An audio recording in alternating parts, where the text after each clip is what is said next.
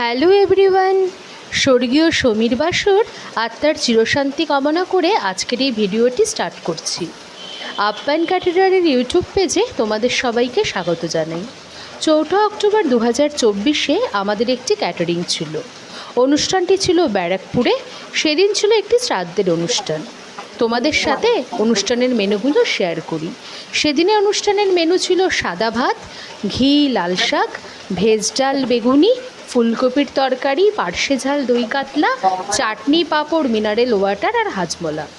তোমরা আমার পুরো ভিডিওটি দেখতে থাকো। আপ্যায়ন ক্যাটারার ইউটিউব পেজটাকে সাবস্ক্রাইব করে আমার পাশে থেকো।